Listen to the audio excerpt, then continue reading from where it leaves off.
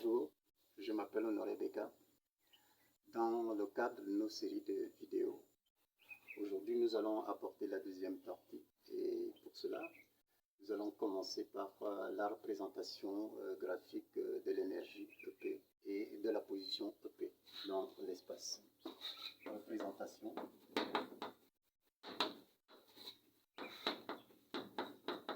De EP et XP.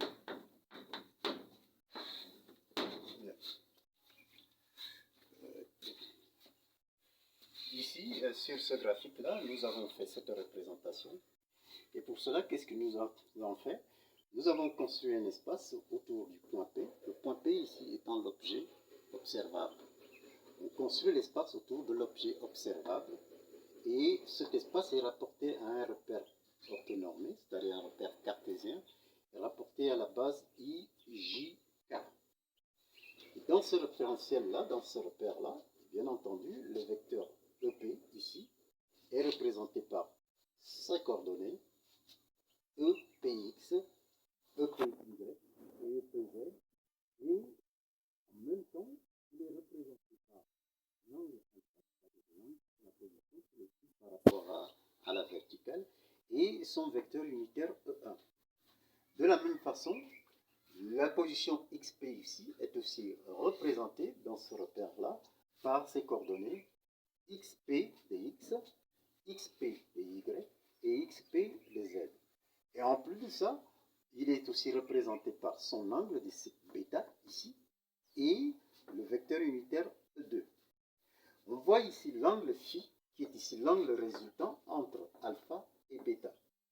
Et puis, nous avons deux vecteurs, le vecteur U et le vecteur V, ce sont des vecteurs uniformes qui sont parallèles et directement perpendiculaires au vecteur E1 ici, dans le cas de U, et E2 dans le cas du vecteur V. Ces deux vecteurs U et V sont des vecteurs dérivés de E1 par rapport au temps et E2 par rapport au temps. Nous allons voir ça tout à l'heure quand on va caractériser l'énergie.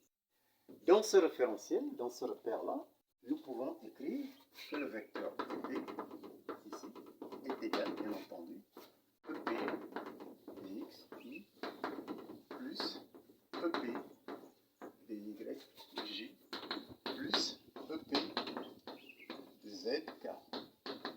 De la même façon, le vecteur xp peut aussi s'écrire à xp dx di plus xp yj plus xp zk. Ce sont les écritures cartésiennes du vecteur EP et XP dans le référentiel représenté là-bas.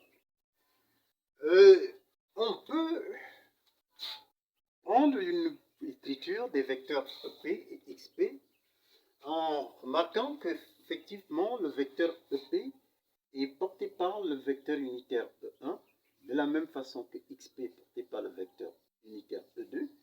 Dans ce cas, nous pouvons écrire que EP est égal à EP, comme ça, multiplié par E1, et le vecteur XP ici est égal à XP multiplié par E2. EP ici et XP ici sont les modules respectifs de EP et XP. Donc, la suite, c'est cette écriture-là que nous allons adopter, c'est-à-dire l'écriture EP E1 et XP E2. Cette écriture-là que nous allons adopter pour la suite. Bien. Maintenant, nous allons aborder notre sous-titre ici, c'est l'énergie primordiale. L'énergie primordiale.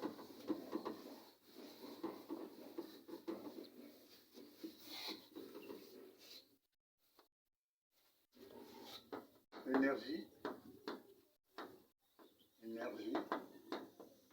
primordiale. EP.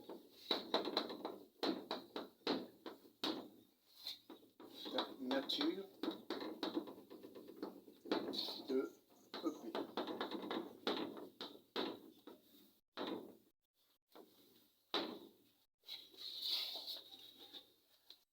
Lorsque nous avons défini le spot d'une grandeur P, on a dit que ce spot dépendait de deux paramètres, c'est-à-dire l'énergie EP et la position XP.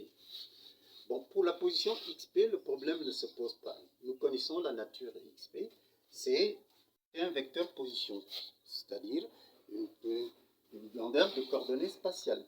C'est-à-dire c'est celui qui détermine la position de l'objet. Mais par contre, que représente l'énergie EP? Bon, pour l'instant, nous ne le savons pas très bien et nous allons tenter d'expliciter cette énergie EP. Et pour ce faire, nous allons faire deux remarques. Nous savons que depuis des années, nous avons l'habitude de manipuler l'énergie. Ça, intuitivement, nous le savons depuis des années. Nous manipulons de l'énergie et nous avons eu l'habitude de constater que cette énergie peut revêtir plusieurs formes, c'est-à-dire des aspects morphologiques. Des aspects morphologiques.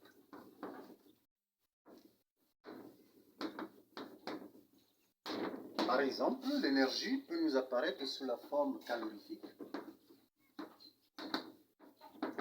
Ça, c'est de manière intuitive et par expérience. Elle peut apparaître sous la forme chimique, cette énergie-là. Elle peut aussi apparaître sous la forme mécanique, peu importe, mécanique, etc. Donc, par intuition et par habitude, nous savons que l'énergie peut nous apparaître sous plusieurs aspects. Et puis cette énergie-là, qui apparaît sous une forme, peut disparaître aussi sous une autre forme. Et dans des directions différentes. Donc, il y a aussi l'aspect directionnel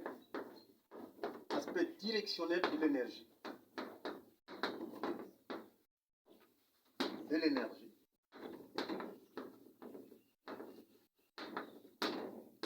C'est-à-dire que l'énergie n'a pas une direction privilégiée. Dans toutes les directions, elle peut s'écouler, elle peut se manifester dans toutes les directions. Donc, l'énergie possède deux aspects, un aspect morphologique, qui donne des formes, et un aspect directionnel.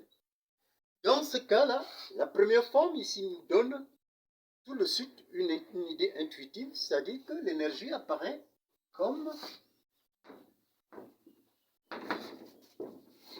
un viriel. À cause de cette forme-là, comme un viriel. Et à cause de l'aspect directionnel, l'énergie apparaît comme un gradient. Un gradient, mais un gradient de quoi? Un gradient d'un potentiel. Un gradient d'un potentiel. Que j'appelle ici le potentiel V, je vais l'écrire de cette façon-là. Qui est constitué d'entités subatomiques. Ce potentiel, donc V là, bon, bien entendu, par opposition au potentiel électrique, ça peut être un potentiel électrique. Voilà. Mais pour l'instant, je ne précise pas si c'est un potentiel électrique. Mais je précise que c'est un potentiel qui est constitué d'entités subatomiques, que j'écris de cette forme-là. Je ne l'explicite pas encore. Je vais l'écrire sous cette forme-là. Avec ces deux aspects, c'est-à-dire cet aspect morphologique et cet aspect directionnel, nous pouvons conclure en accord avec le postulat que l'on a émis plus haut dans la première partie des vidéos. Nous pouvons dire qu'effectivement, l'énergie EP, ici, est égale à moins gradient du potentiel V de XI.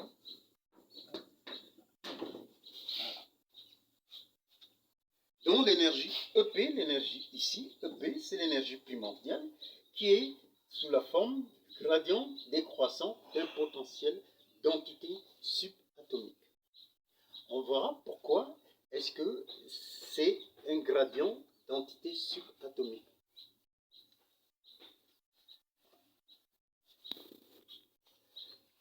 nota. On va faire quelques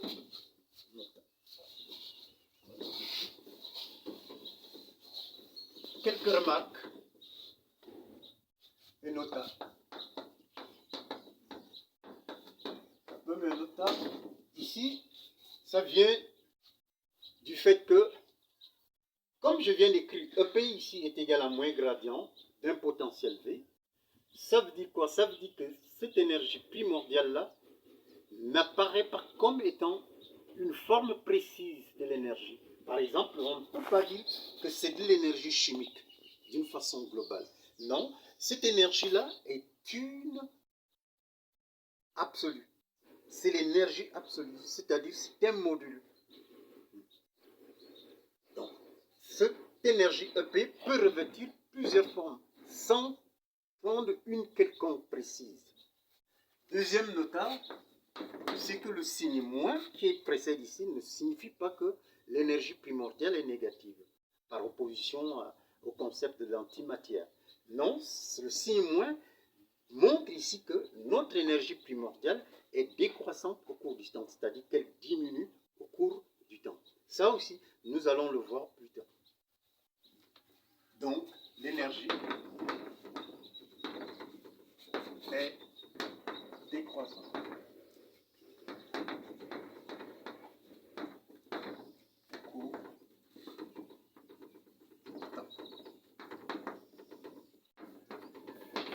Ça, c'est une remarque très importante.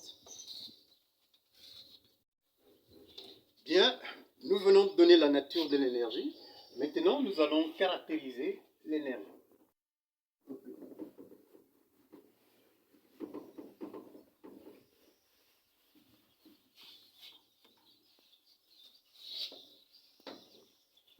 Caractérisation de EP.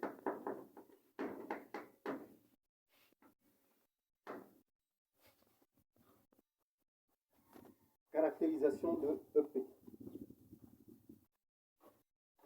Après avoir postulé l'existence de la nature de l'énergie, nous allons maintenant caractériser cette énergie EP. Et pour cela, nous devons nous poser certaines questions. Par exemple, la première qui vient à l'idée, c'est que est-ce que l'énergie est constante au cours du temps? Bon, est-ce que l'énergie varie ou bien évolue-t-elle au cours du temps? Si l'énergie évolue, dans quel sens elle évolue? Ça fait plusieurs questions et que l'on va essayer de donner des réponses. Et pour cela, nous allons partir d'une chose que nous connaissons très bien, c'est-à-dire du spot, que l'on a appelé ici SP, qui est égal à phi de P, égale EP scalaire x. Donc, nous allons partir de cette grandeur-là, qui est la caractéristique de l'objet, qui est la trace de l'objet, et qui détermine exactement l'évolution de l'objet au cours du temps, dans l'espace-temps linéaire. Eh bien, à partir de cette grandeur SP, nous allons dériver par rapport au temps SP. Et cette dérivée nous donne sur dt de EP scalaire xp. Voilà. Donc, d de SP est égal, si nous dérivons ça, ça veut donner ici xp d de EP sur dt plus EP dérivé de xp sur dt. Or, tout à l'heure, nous avons vu que EP, on peut l'écrire comme étant module de EP, E1, et XP s'écrit XP E2.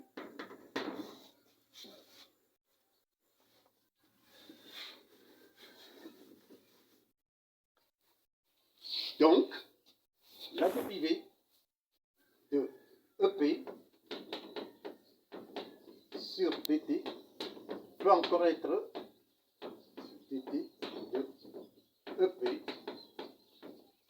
E1. En dérivant cette quantité, ça va faire ici d de EP sur dt, c'est égal, bien entendu, E1 d de EP dt plus EP d de E1 sur dt. C'est égal toujours E1 d de EP sur dt plus EP. Et là, je vais faire une petite transformation à partir de la dérivée du vecteur unitaire E1. Je vais écrire que ça veut faire ici d de E1 sur d de alpha multiplié par dérivée d'alpha sur dt. Et j'écris ça de cette façon-là. Donc, je vois que d de EP sur dt sera égal, bien entendu, à d de EP dt multiplié par E1 plus EP, ici, d de alpha sur dt multiplié par d de E1 sur d de alpha. Lorsqu'on dérive le vecteur unitaire 1 par rapport à l'angle alpha ici, ben on trouve le vecteur u qui est ici là. Ça donne le vecteur u. Donc, en définitive, la dérivée de l'énergie EP par rapport au temps, c'est égal tout simplement à d de EP sur dt E1 plus EP d de alpha sur dt multiplié par le vecteur u. Voilà. De la même façon, on peut faire la même chose pour le vecteur xp. Donc, on peut dire que la dérivée de xp sur dt, c'est égal à dérivée de xp module de xp dt E2 plus xp d de bêta sur dt, le vecteur v. Voilà. Ici, cette relation-là, la relation ici, là, qu'on peut appeler 1, et cette relation ici, on va l'appeler 2, la relation là, on va l'appeler 3. Bien.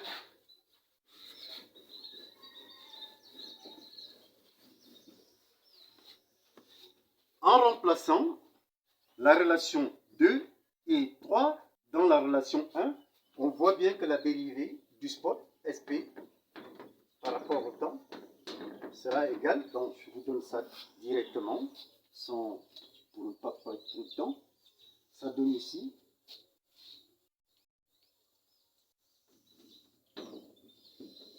XP D de EP D de T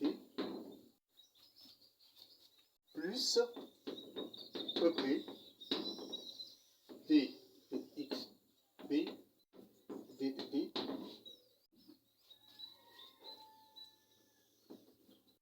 facteur de E1 E2 plus un deuxième terme qui est ici, XP multiplié par EP facteur de D de alpha sur dt U scalaire E2 plus D de bêta sur dt. On va effacer un peu devant.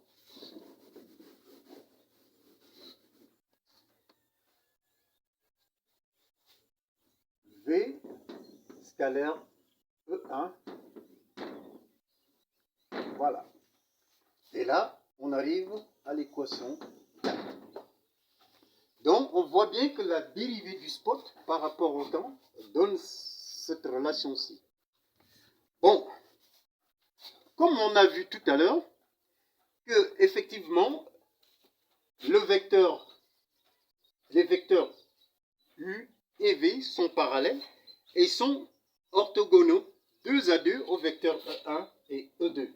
On voit bien que dans cette relation-là, cette quantité-ci égale à 0. Donc, la quantité-ci égale à 0, c'est-à-dire le deuxième facteur de la dérivée de SP est égal à 0. Donc, la dérivée de SP par rapport au temps devient tout simplement XP D de EP sur DT plus EP D de XP DT E1 scalaire E2. Voilà.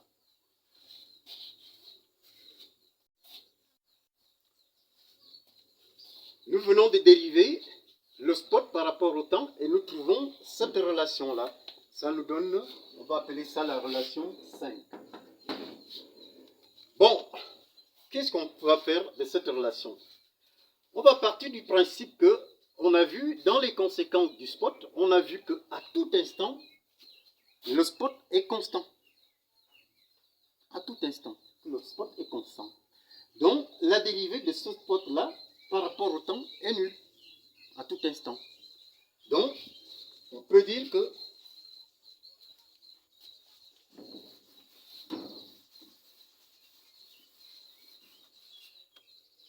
comme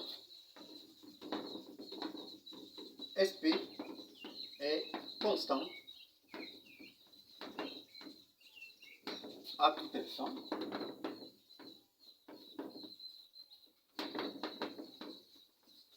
alors D de SP par rapport au temps est nul, est égal à 0. Donc la relation 5 ici devient nulle. Donc on peut dire que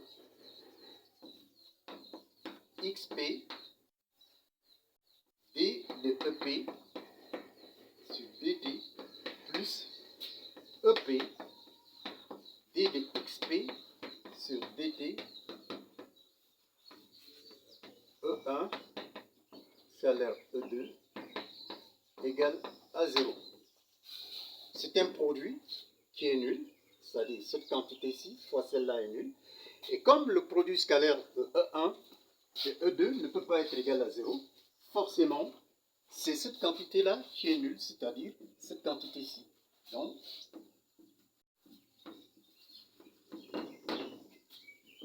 XP D de EP sur DT plus EP D de XP DT égale à 0.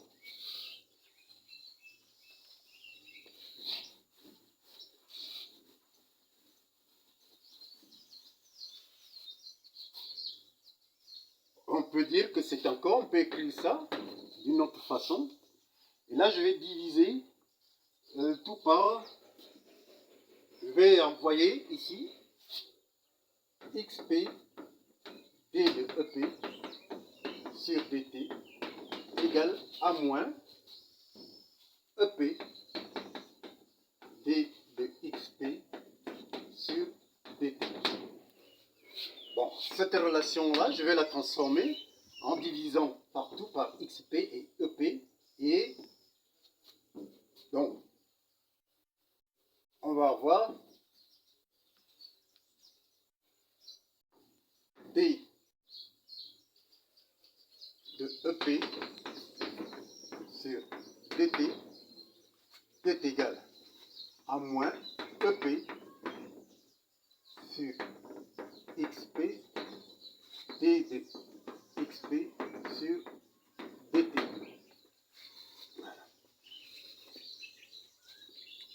On va remarquer quelque chose, que la dérivée d de xp sur dt, ça c'est la dérivée de la position par rapport au temps.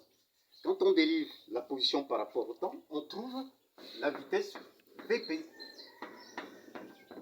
La vitesse Vp, c'est-à-dire la vitesse de transition de l'objet ici.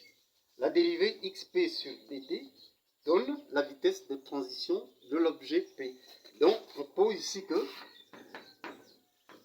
d de EP dt, c'est égal, bien entendu, là, ceci, EP, moins plutôt EP, xp, multiplié par, comme on a dit, d de xp, ça fait ici, vp.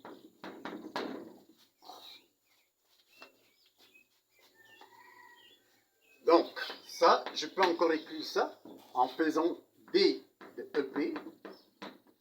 Cette fois-ci, je divise par EP ici.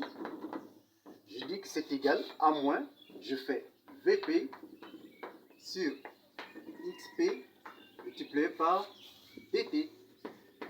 Voilà.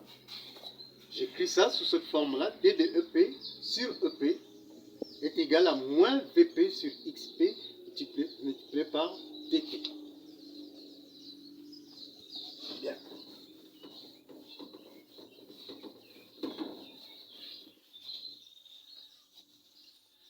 On remarque que si, dans cette relation, on a Vp sur xp, je vais appeler ça Vp sur xp, je vais l'appeler hb, grand H indice B. Et alors, on voit bien que Vp sur xp est égal à hb, on va voir d de ep sur ep est égal à moins h indice b dt. H indice b ici, c'est ce que j'ai appelé ici le facteur cosmologique. C'est le facteur cosmologique qui est homologue à la constante H0 de Hubble le mètre. Voilà. HB, c'est un facteur cosmologique et qui ressemble étrangement à la constante de Hubble le mètre H0. Donc, on peut voir qu'ici, j'ai d de EP sur EP est égal à moins HB dt. Et bien entendu, si je prends le logarithme de part et d'autre, eh bien ça fera ici somme dp d de EP sur EP à partir de E0 sur EP ici. C'est égal à, bien entendu, à moins HB P. Voilà. Donc par conséquent, ici, ln de EP à prendre entre E0 et EP est égal à, bien entendu, à moins HB P. Et pour terminer cette démonstration qui est trop longue, donc ça fait ici, si je prends l'exponentielle ici, ça fera ici EP sur E0, c'est égal, bien entendu, exponentielle de moins HB T. Et finalement, EP, l'énergie primordiale que je cherche, c'est de la forme E0, exponentielle de moins HB T. Voilà. Voilà. Nous venons de caractériser l'énergie primordiale. L'énergie primordiale ici, EP, dépend de E0 et exponentielle de moins HPT. Donc on voit bien que cette énergie primordiale est une entité qui est liée au temps.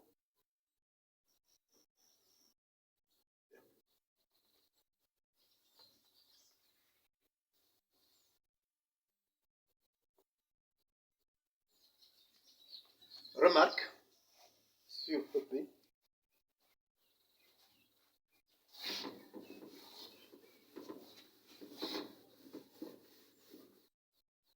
Remarque.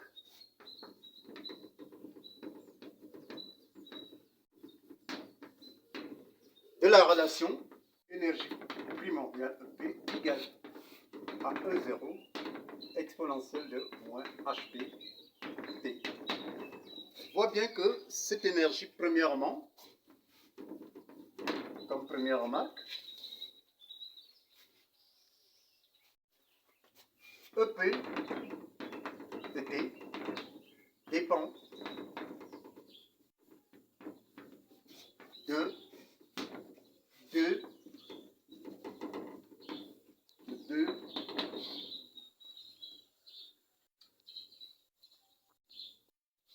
deux constantes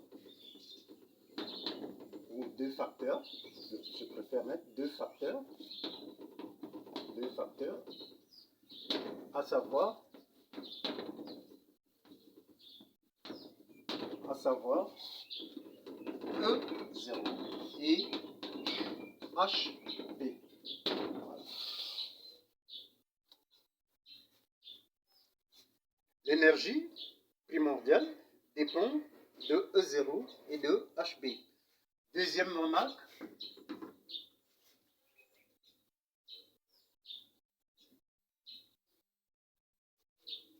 le facteur H indice P rend compte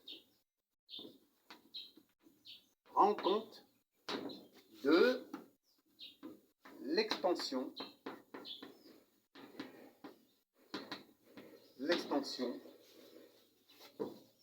de l'univers des observables.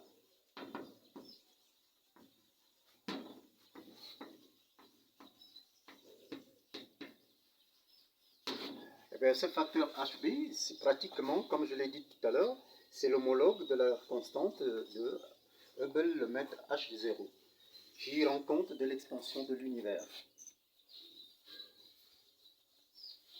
La valeur, troisième remarque, la valeur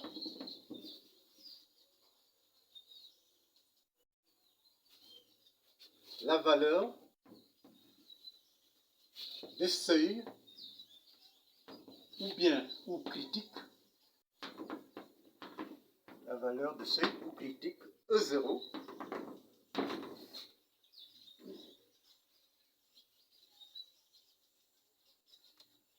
ou critique E0 de l'énergie primordiale, c'est cette valeur-là qui a servi à la création de l'univers.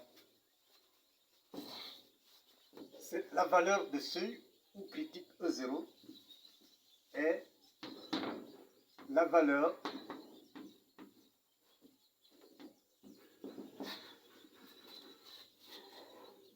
que EP, c'est-à-dire l'énergie primordiale, que EP a prise lors de la création de l'univers.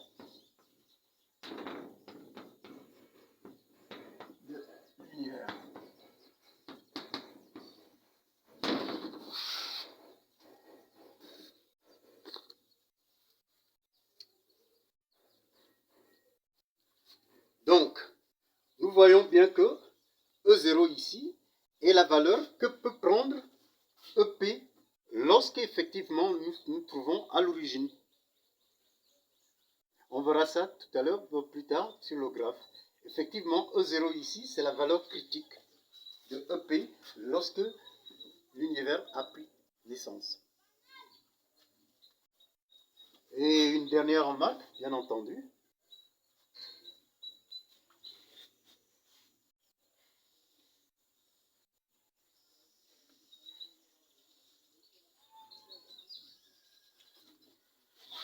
C'est la combien? C'est la quatrième. On voit bien qu'ici, la quatrième, il existe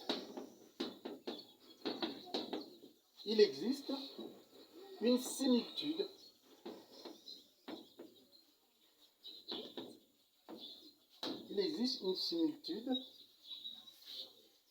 entre l'équation de l'énergie primordiale,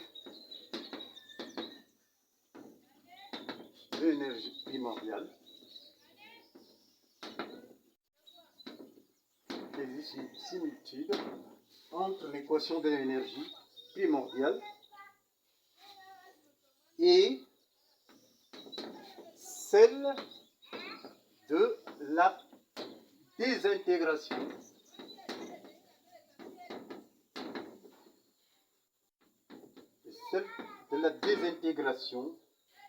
radioactive.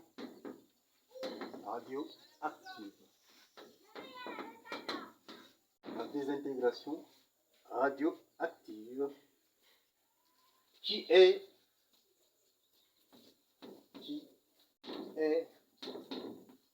la base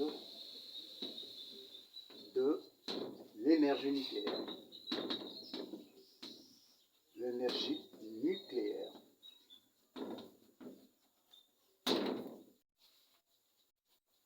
Nous venons de voir qu'il y a une similitude entre cette équation-ci, EP, en fonction du temps, par rapport à l'équation de désintégration de l'énergie, de désintégration radioactive, qui est responsable, ou du moins qui génère l'énergie nucléaire.